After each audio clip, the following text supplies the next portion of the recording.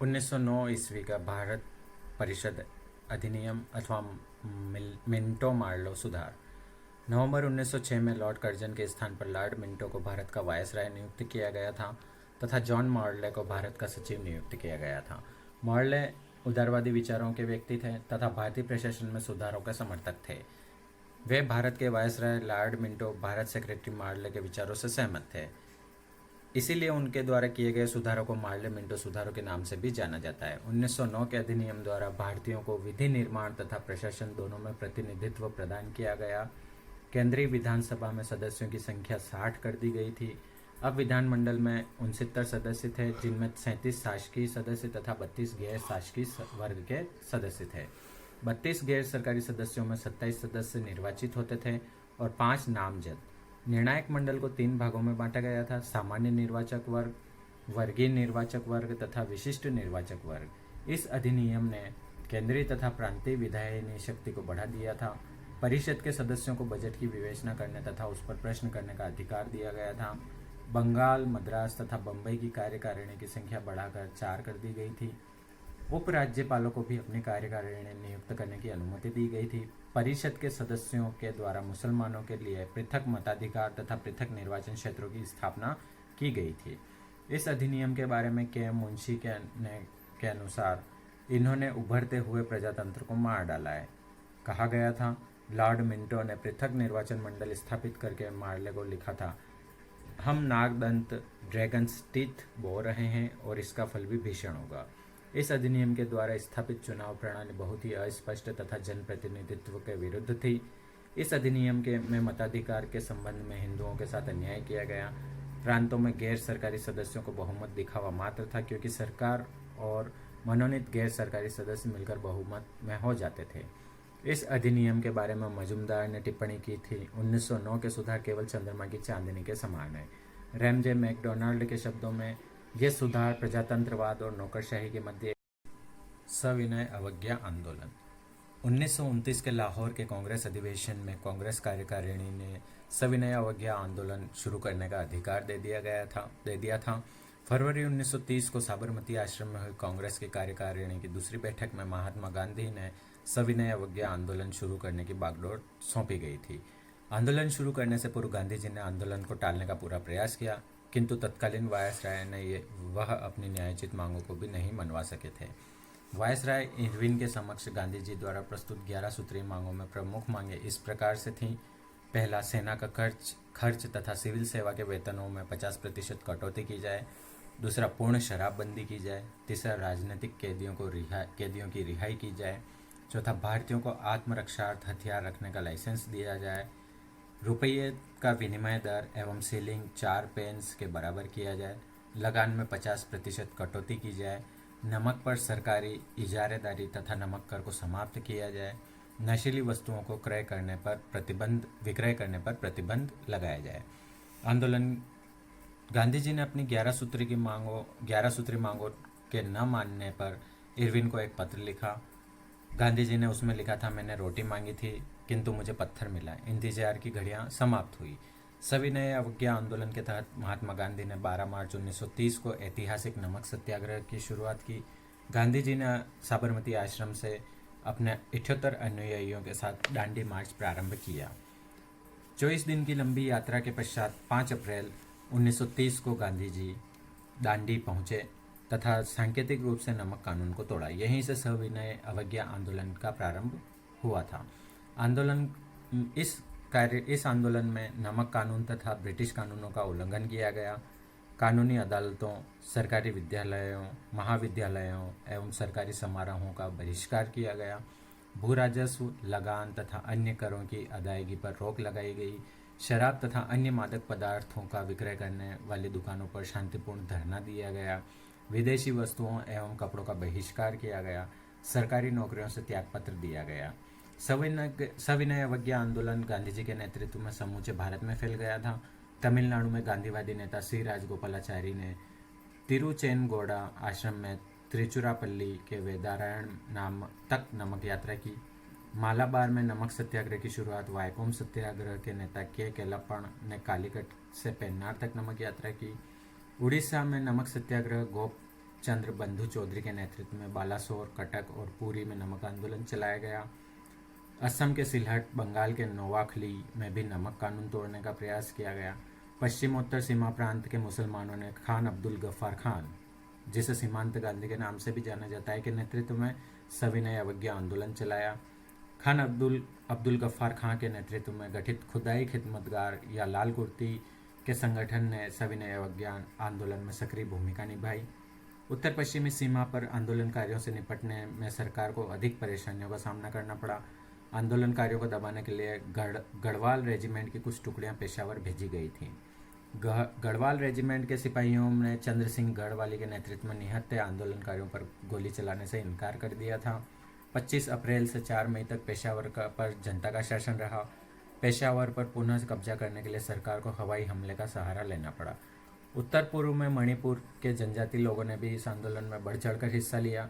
13 वर्षीय युवा नागा महिला गॉडी नेल्यू ने भी अपने नागा साथियों के साथ सविनय अवज्ञा आंदोलन में पूरा समर्थन दिया। कालांतर में पंडित जवाहरलाल नेहरू ने गॉडी नेल्यू को रानी की उपाधि से सम्मानित किया। 4 बौद्ध संगीतियाँ।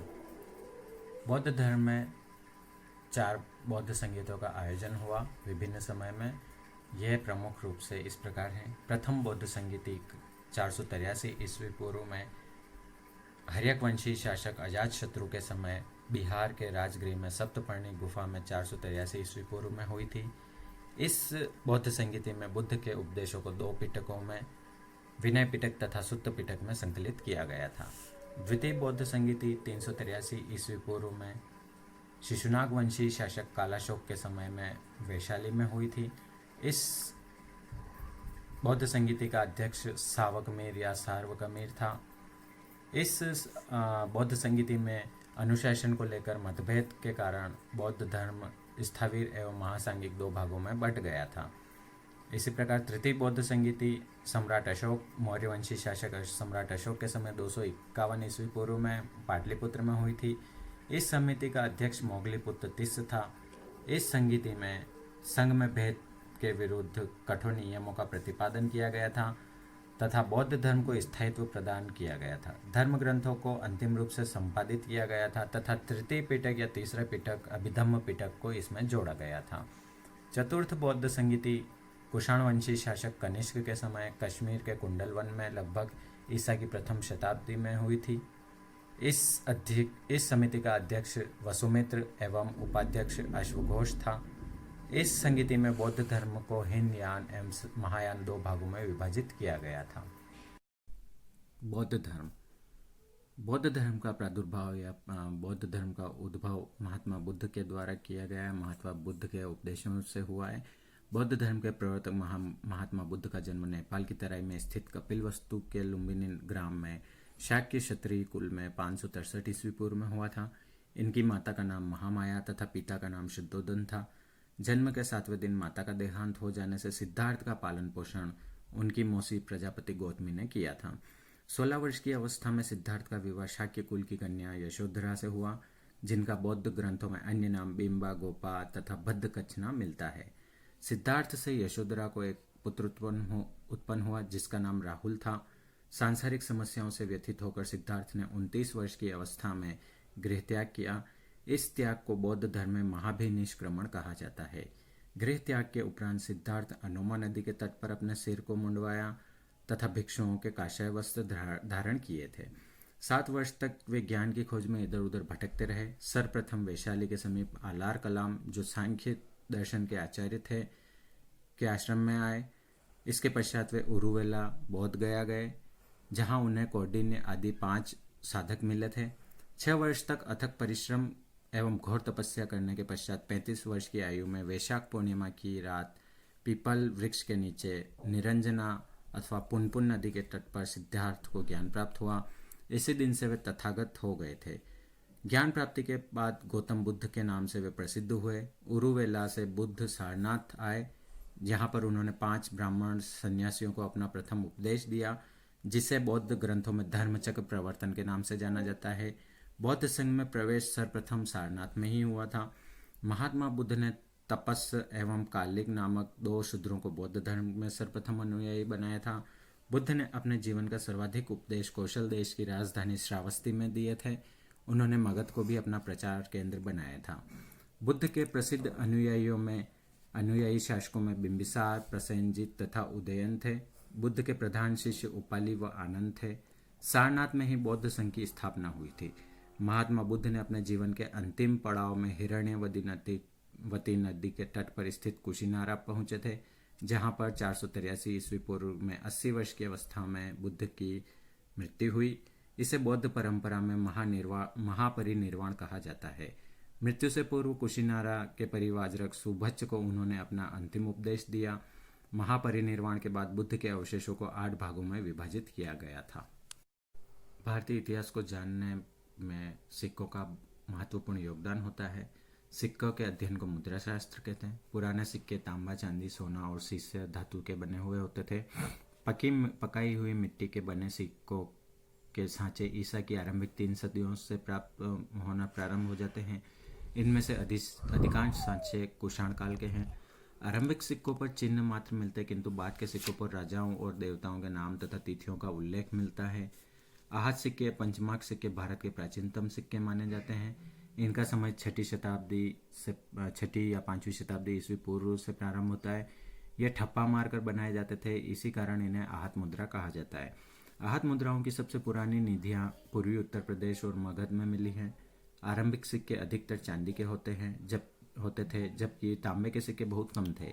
यह सिक्के पंचमार्क सिक्के कहलाते थे। इन सिक्कों पर पेड़, मछली, सांड, हाथी, अर्धचंद्र आदि आकृतियां बनी हुई होती थी।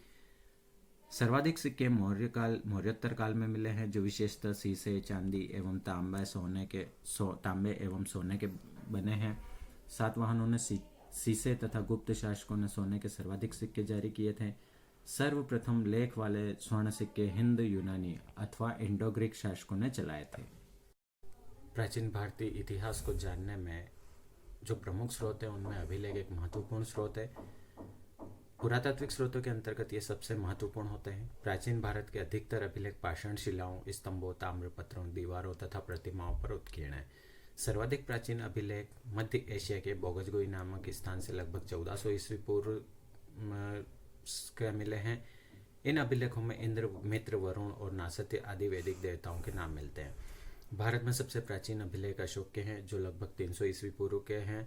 मास्की, गुजरा, नित्तुर एवं उदयगोलमा नामक अभिलेखों में अशोक के नाम का स्पष्ट उल्लेख है। इन अभिलेखों में अशोक के धम्म और राजत्व के सिद्धांत का वर्णन किया गया है। अशोक के अधिकतर अभिलेख ब्राह्मी लिपि में है।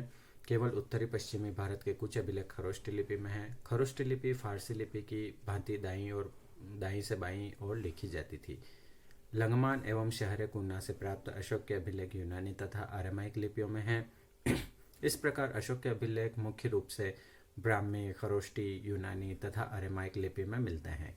प्रारंभिक अभिलेख गुप्त काल से पूर्व के जो अभिलेख हैं वे प्राकृत भाषा में, किंतु गुप्त काल तथा गुप्तोत्तर काल के अधिकतर अभिलेख हमको संस्कृत भाषा में मिलते हैं। कुछ गैर सरकारी अभिलेख भी मिलते हैं, जैसे यवन राजदूत हेलियोडोरस का बेसनगर का स्तंभ अभिलेख, या जिसको गरुड़ स्तंभ अभिलेख भी कहते हैं। यह 2वीं शताब्दी ईस्वी पूर्व का है। इसमें भारत में भागवत धर्म के विकसित होने के साक्ष्य मिलते हैं।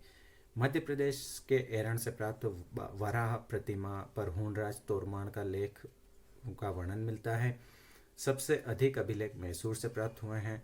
पार्सिपोलिस और बेहिस्तून अभिलेखों से पता चलता है कि ईरानी सम्राट दारा ने सिंधु नदी के घाटी पर अधिकार कर लिया था। दारा से प्रभावित होकर ही अशोक ने अभिलेख जारी कराए थे। सर्वप्रथम 1837 ईस्वी में जेम्स प्रिंसेप ने ब्राह्मी लिपि में लिखित